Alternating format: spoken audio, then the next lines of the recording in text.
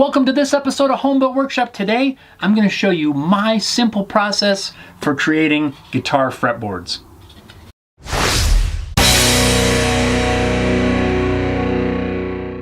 So I'm sure you're all familiar with the saying, there's more than one way to skin a cat. Well, the same holds true for building anything out of wood. There's tons of different methods. I wanted to make this short video just to show you guys my process for making fretboards. I'm gonna make these fretboards out of this piece of hardwood. Now, to be honest, I don't know for sure what this wood is, but it has a really cool color. I can see a little bit of tight curl in there, and the grain is really straight. I think these are gonna look really awesome. So just for fun, as we go through this process, if you guys think you might know what kind of wood this is, go ahead and leave a comment. It'd be interesting to see what the general consensus is. The first thing I wanna do before I make any cuts is to see where we're at for our thickness. So I'm gonna use a set of calipers and just make a couple measurements.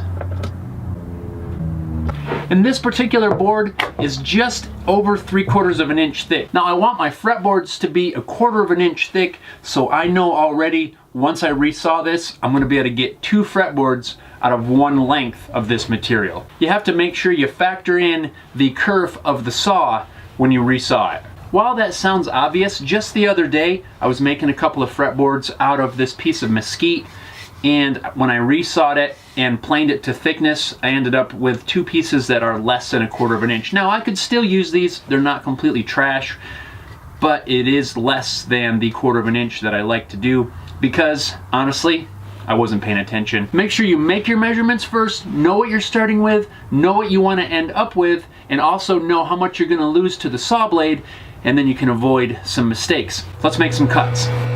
First, I'll joint one edge on the jointer. This will be my reference edge throughout the whole process.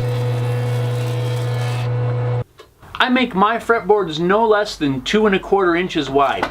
This makes the fretboard just a little bit wider than my neck. Of course, if you're making a wider neck, just resize it appropriately.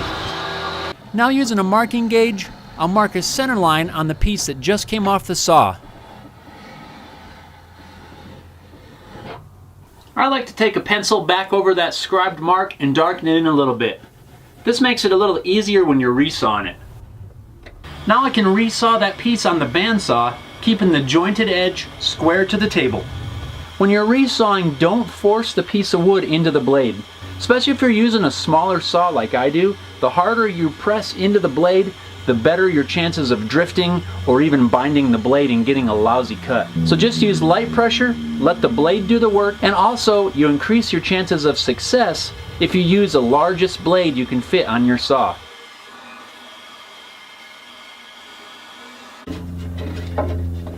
Oh, that's cool. What is that? Leave your comments.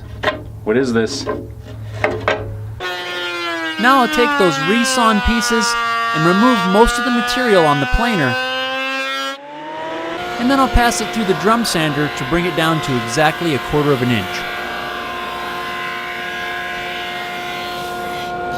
One thing that I want to reinforce all along, I am maintaining that jointed edge throughout the whole process. I'm not touching that with any other tools once I'm done jointing it. That's going to be the side that I cut my slots off of. It's going to be the side that I use to line up my center line on the neck.